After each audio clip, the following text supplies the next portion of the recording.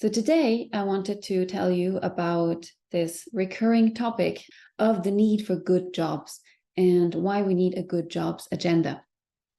So this is based on work with my colleague at the Kennedy School, Danny Roderick. And we have a series of papers where we both outline the need, the rationales for thinking about good jobs, why current systems are not necessarily well adapted to providing them, and what can be done to improve this. And so to start with the first, basic idea of why we need good jobs, this is something that has been shown to really impact a lot of problems. The lack of good jobs, you can see this in many indicators that can be found in measures of labor market polarization, rising spatial and regional inequality, declining job stability, greater self-reported economic insecurity, and also a declining share of income going to the middle class or lower income earners. And this disappearance of good jobs is not only an equity problem or an economic problem for that matter. So we outline in our work, largely based on the work of other people, that it is much broader. And for instance, it is a social problem too. Declining labor market opportunities can produce a wide variety of social problems, such as family breakdowns, an increase in crime, substance abuses.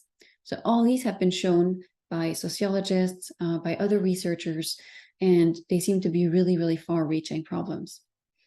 Another consequence of a lack of good jobs are political problems. Again, research has shown an association between a decline in labor market opportunities and living standards and the rise of authoritarian or nativist populist governments. In addition, a lack of good jobs is also a problem for economic efficiency. So not only for equity, but also for productivity and for growth. Because when there is a lack of good jobs, there's no dissemination of the innovation of the technological progress from a few advanced sectors and firms to the rest of the economy.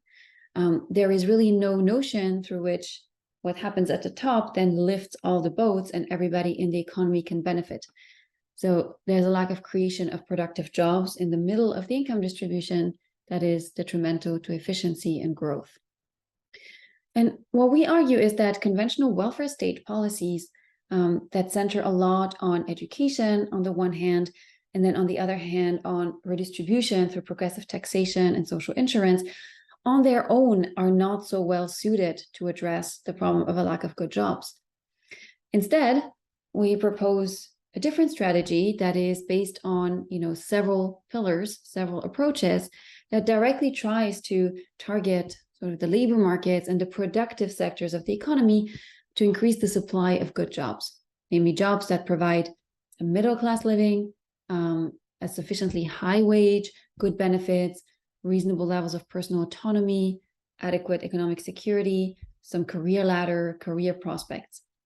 And the main aspects of this strategy are, first, active labor market policies that are done in close cooperation with employers, industrial and regional policies that directly target the creation of good jobs, innovation policy that incentivizes more labor-friendly technologies instead of only labor-replacing technologies, and then international economic policies that facilitate the maintenance of high social and labor standards and that sort of prevent a race to the bottom on social and labor standards. And I won't have time to cover all of these approaches, but I briefly wanted to give you an overview of how we think about these policies overall, how we categorize them, and then dive into active labor market policies and regional and industrial policies.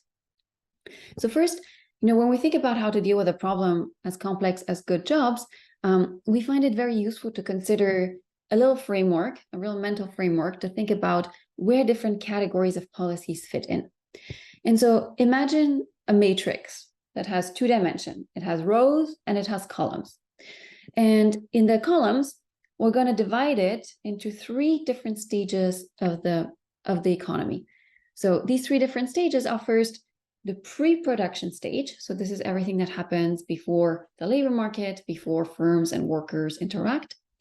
We have the production stage, that is where laborers and firms meet and produce. And then we have the post-production stage, which is what happens after people have received their market income and after these market wages are realized. And this is a good distinction, a bit finer grained than the usual, perhaps, distinction between pre-distribution, which groups the first two stages together under one banner, and then redistribution. It really allows us to distinguish between policies that affect the endowments that people bring to the market, such as education and skills, and then policies that will influence the production, the employment, and the investment decisions, such as industrial or labor market policies in the middle. And then in the rows of this matrix, we can think about which groups of people are affected mostly by a given policy. And so we can think about sort of the bottom of the income distribution, the middle of the income distribution, or the top of the income distribution.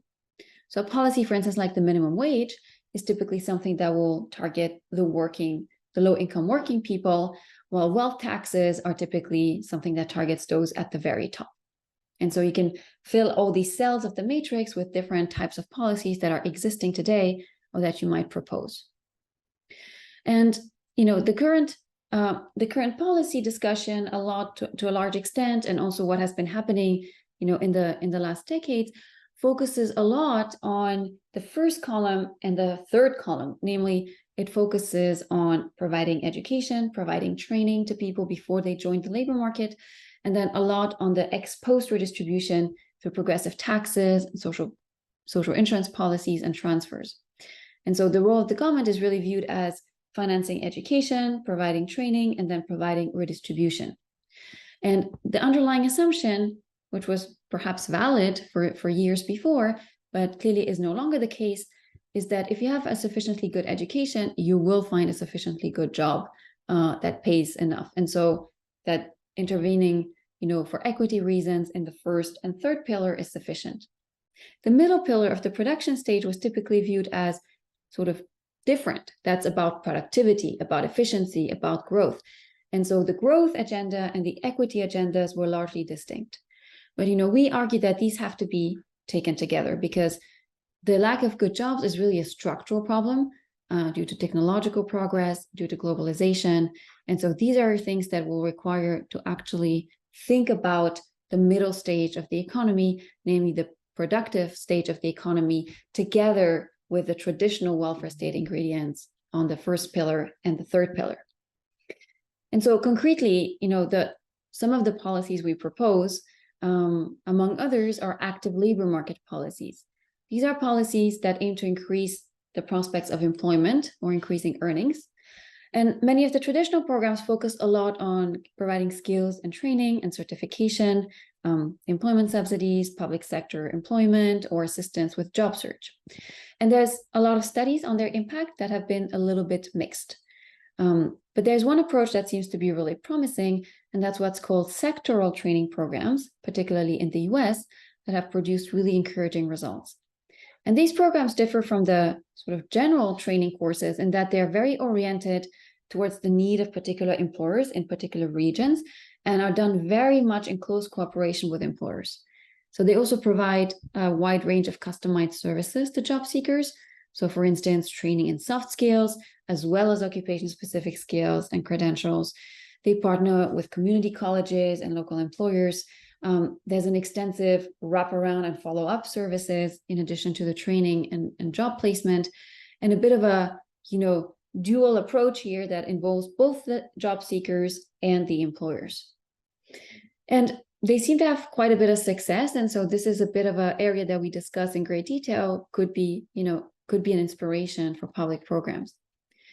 The second area we focus on quite a bit is on regional policies and sort of business targeted policies that are very much geared towards the creation of good jobs. And here, we contrast sort of existing programs where a lot of the focus is on providing tax subsidies on capital, essentially, to make firms locate in a given place. But that might not be the most direct way to subsidize good jobs. So the evidence on the effects on employment of those subsidies and business tax incentives are a little bit mixed. And so there's a lot of proposals in some of the writing we've done, a lot inspired by Tim Bartik at the Upjohn Institute, to really try to center on areas that have the potential to create good jobs, to actually explicitly make the creation of good jobs sort of prerequisite for subsidies, and then to focus a bit less on tax incentives and encouraging physical investment, but rather on also providing specific public services that firms need, like customized business services, zoning, infrastructural policies, local amenities, and skill training, which brings us a little bit back to the first point. And so this is really like a portfolio of business services, not only tax incentives, that are very much geared towards incentivizing the creation of good jobs. So in the interest of time, I will stop here, but I hope that this is something that is interesting and makes you want to perhaps read more of this work. And I want to congratulate again the NESC on 50 years of great research and policy advice. And I hope you have a wonderful rest of your day. Thank you.